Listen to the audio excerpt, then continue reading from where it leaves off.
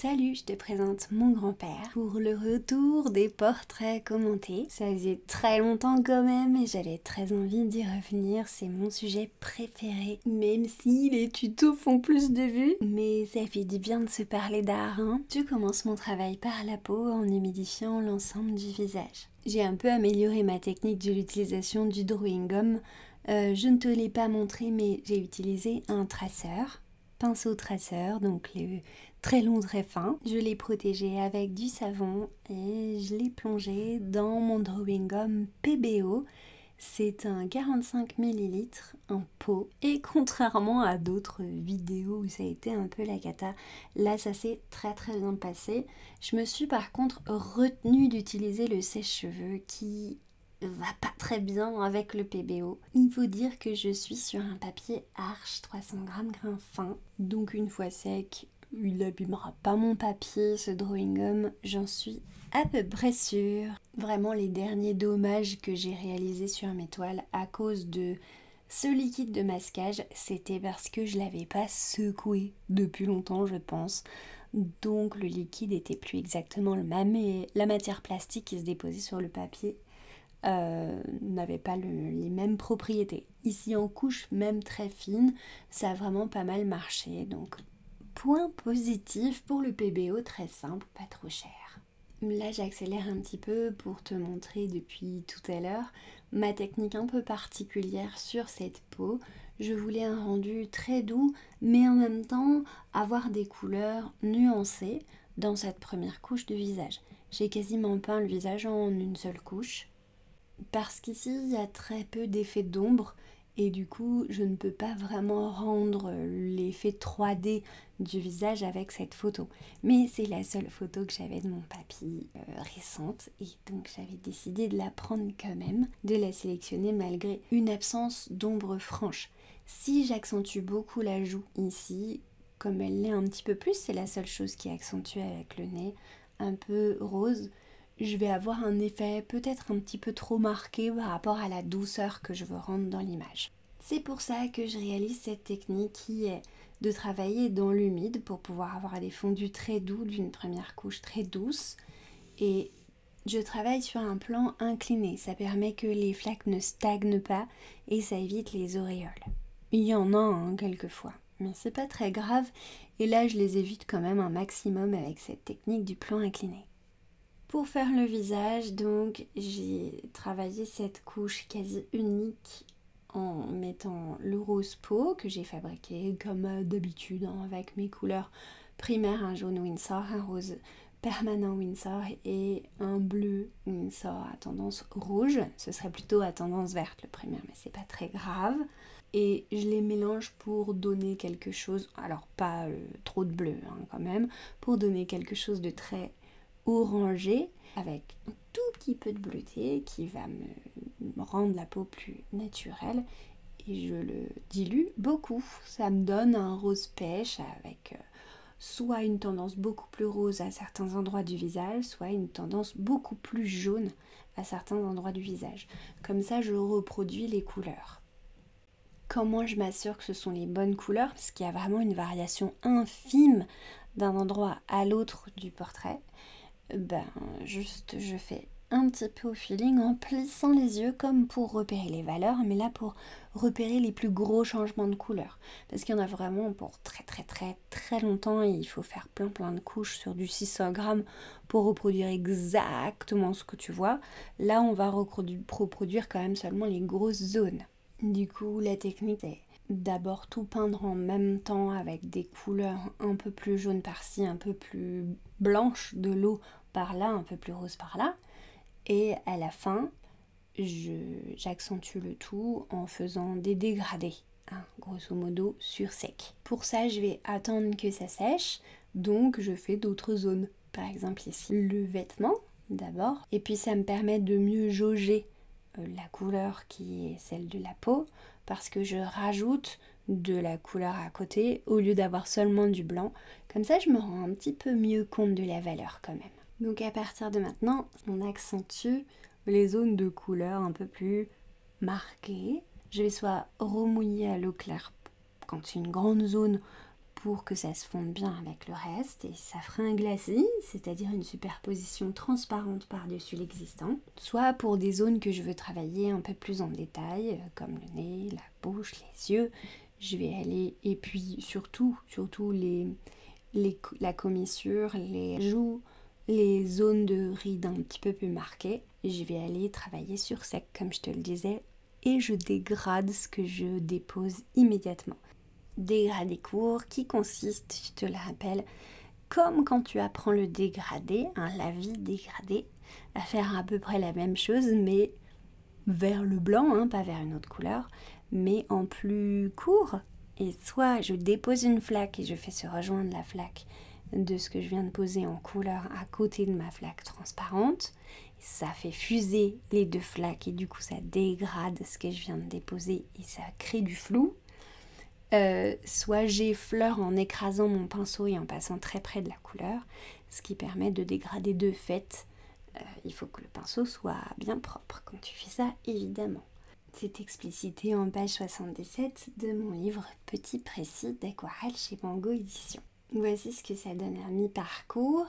Pour les yeux, je vais le faire en 2 couches. D'abord, je dois dire que c'est mieux d'utiliser mon zoom de mon appareil photo parce que là, vu le nombre de détails, et encore la photo est presque pas assez bien définie pour que je l'utilise.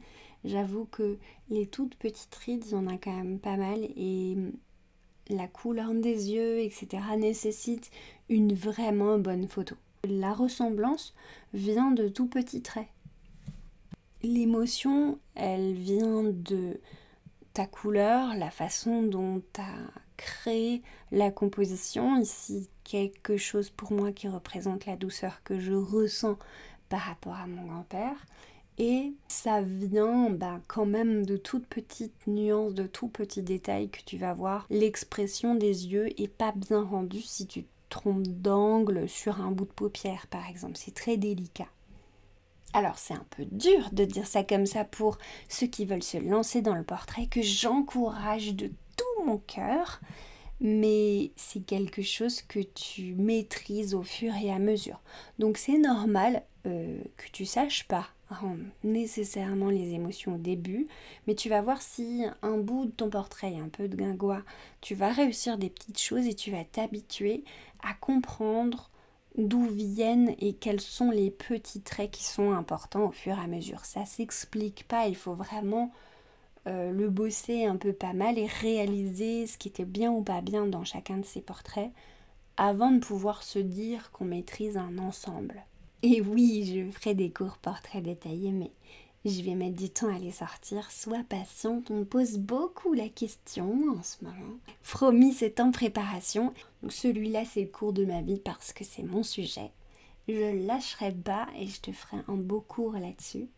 Il est en préparation. Suis-moi, abonne-toi, reste bien accroché à toutes mes news et tout. Je reviens à mon mouton qui est l'œil, pareil que le nez et la bouche, etc. Là vraiment j'y suis allée en général avec 2 couches où je vais me servir de la base, la renforcer.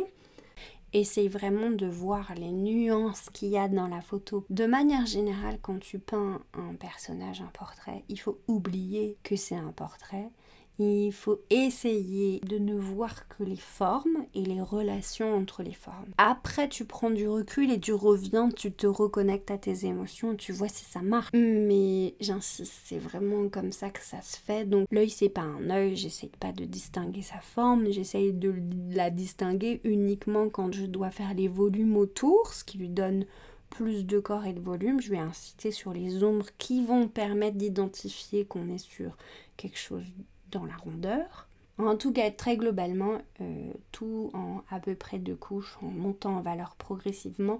Surtout l'œil, on était sur du blanc. Je vais mettre une base qui est différente de la peau, une base gris clair ici, et ensuite je viendrai rajouter les couleurs par-dessus. On peut faire beaucoup plus de couches quand on veut faire du très détaillé. C'est pas mon objet, c'est pas mon kiff, et là c'est pas un tuto, hein. je te rappelle, là c'est vraiment une démo commentée. Je mets vraiment mon cœur dans ces portraits. À chaque fois j'essaye que la couleur soit une vraie traduction de ce que je ressens. Donc c'est pas pareil pour moi, tu vois. Si tu me dis là c'est formidable, je serais vraiment la plus heureuse du monde.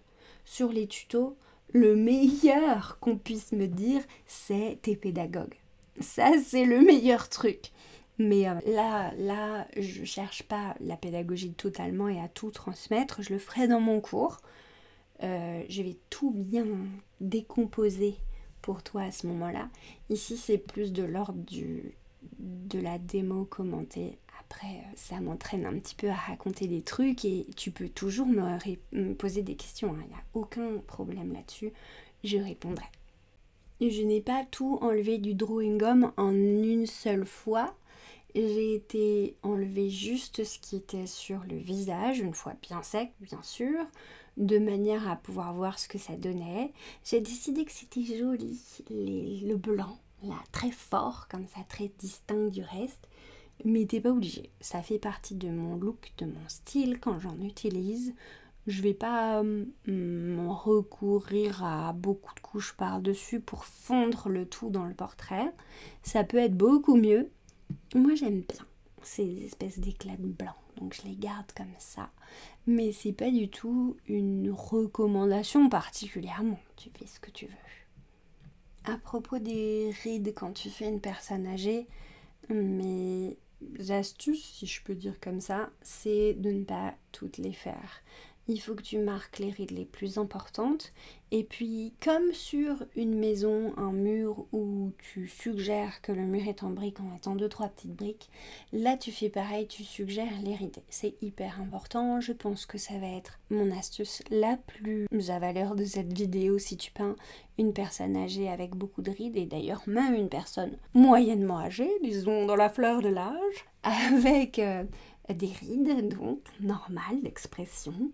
Eh bien, essaye de ne pas tout faire de la ride, de ne pas faire tout des rides, juste tu suggères les volumes et tu n'exagères pas comme ça les rides. C'est mieux si tu essayes de rajeunir, mais sinon on aura un effet vieilli beaucoup trop ternissant pour le truc. Bref, crois-moi sur parole, ça ne rendra pas bien. Ça n'est pas... Si tu veux faire des taches aussi, exactement pareil. Moi, je n'ai pas fait toutes les petites taches du visage. C'est comme pour les taches de rousseur.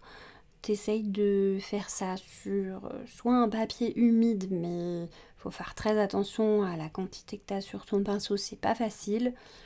Faut vraiment laisser bien s'imprégner l'eau.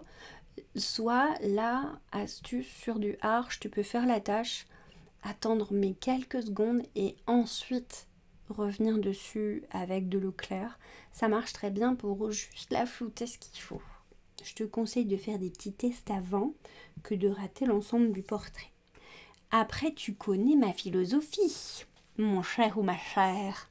C'est-à-dire qu'il n'y a jamais rien à rater en fait. Il faut savoir accepter l'erreur que tu viens de faire sur l'aquarelle. Parce que, je sais les corriger un petit peu, mais les effacer totalement ou vouloir trop les travailler, ça va rendre le truc trop horrible. Et en fait, tu te rends compte le lendemain que quand tu regardes ce que tu as fait, l'erreur que tu as acceptée, elle est justement pas si grave et elle s'intègre assez bien au reste. C'est ça le côté un peu magique de l'aquarelle. Il faut savoir l'accepter. Pour le fond, c'est vraiment mon fond à moi. C'est comme les fonds de Eudes, tu vois, c'est un fond signature. C'est mon fond avec les pinceaux carrés. Du coup, c'est le fond Félicia. Donc j'ai rien à dire de particulier dessus, je vais toujours les continuer et continuer à les faire comme ça. Ça m'arrive de pas le faire, mais c'est vrai que ça rend le truc assez reconnaissable et moi, ça me permet de donner une auréole aux personnes que j'aime, qui est symboliquement très cool finalement. Il y a un côté sacré à la famille et à l'amour que tu portes aux gens qui sont autour de toi pour moi. Un truc que tu peux réutiliser, si ce n'est ça du coup, parce que c'est ma signature, c'est l'utilisation de couleurs similaires à celles que tu as employées dans ton portrait. Il faut avoir conscience que si tu utilises des couleurs qui sont diamétralement opposées, ici on est quand même basé sur une interaction entre le orange et le bleu, hein, qui sont des couleurs complémentaires. Donc j'adoucis le tout pour que ça vibre pas trop, malgré tout, puisque c'est l'intérêt d'avoir des couleurs complémentaires, apporter de la vie au truc. Mais l'idéal, c'est quand même que ce soit des couleurs qui appartiennent déjà à ton portrait. Sinon, tu vas en avoir de partout, ça va faire bariolé. Et quand ça fait bariolé, que ça utilise l'ensemble du cercle chromatique, c'est jamais joli. Il y a toujours quelque chose d'un peu gênant. Il vaut mieux que ce soit limité et bien choisi plutôt qu'il y en ait de partout, quoi. Du violet, du bleu, du jaune, du orange, du rose. Il y a des nuances un peu partout, mais c'est peut-être pas la peine d'en rajouter. Il vaut mieux qu'il y ait une identité au portrait pour moi. Tout ce que je dis n'est pas péremptoire, hein. Tu peux totalement avoir une idée qui n'est pas la même, bien sûr. Et c'est normal, et c'est pour ça qu'il y a plein de styles à l'aquarelle. Donc, ce que je dis n'est pas destiné à être reproduit tel quel, consommé. C'est plutôt une impression d'artiste, là. Ok, j'espère que te laisser ces plus de 20 minutes de ce portrait sur l'ensemble. Sache que j'ai mis 2h30 à le peindre environ après, à partir du moment où j'ai commencé à filmer, quoi, après le dessin. Donc là, tu en as 20 minutes, j'ai accéléré beaucoup un certain passage. Mais tu as l'essentiel, la substance, je pense, de ce que je voulais te dire au niveau technique. Donc à partir de maintenant, je vais enlever le reste du drawing gum sur les petits cheveux. J'y tenais, ils sont très chouettes comme ça. Et je vais juste procéder à quelques renforcements. Je vais renforcer certaines valeurs pour apporter un peu plus de structure là où il n'y en avait pas assez. C'est là qu'il faut redevenir calme. Il y a 3 temps globalement dans mes portraits. Le premier, le dessin, où sans y penser, je fais les choses, je reproduis sans émotion quasiment, juste ce que je vois, les angles, les formes, les volumes, les valeurs. Ensuite, je vais attaquer avec la peinture en essayant d'adapter mon ressenti au fur et à mesure que je peins. Et donc j'adapte les couleurs que j'utilise et je décide d'être extrêmement harmonieuse en général, hein, mais d'adapter une couleur à l'autre en fonction de ce que ça rend. Et j'ai des bonnes surprises moi-même en me laissant un peu porter. Mais c'est assez calme comme activité, très en observation. Ensuite, j'ai l'auréole. Ici, sur le fond, je suis complètement sauvage, très instinctive. Je reprends ce qui existe, mais je réfléchis vraiment pas beaucoup. Je me laisse complètement faire par mon émotion et je vais y aller franco avec les traits. C'est très rapide comme phase, mais c'est ma phase préférée. Et ensuite je reviens en reprenant du recul pour voir ce qui me manque.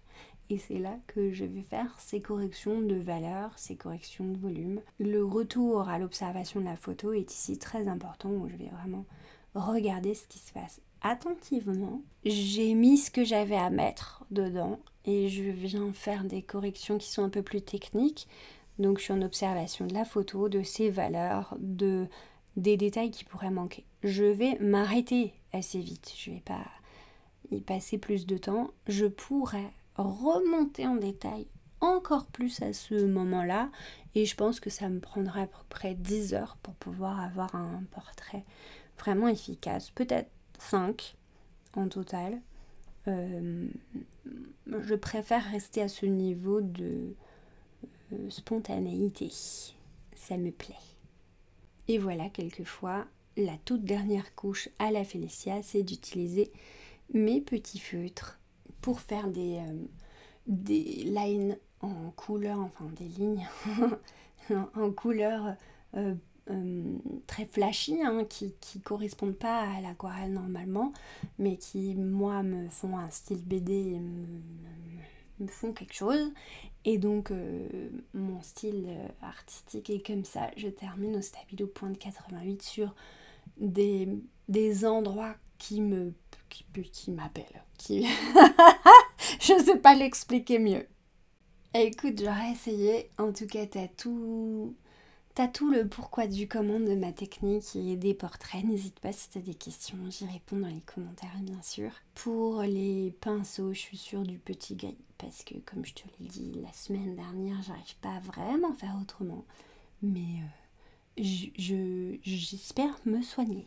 Je vais revenir les semaines prochaines avec un test papier. Comme promis, j'ai juste intercalé en fait le portrait. Et je vais faire des motifs beaucoup plus simples, plus abordables. Je reviens autrement dit au tuto. J'espère que ça t'aura vraiment plu cette petite parenthèse voyage. J'aime bien transmettre des trucs sur les portraits.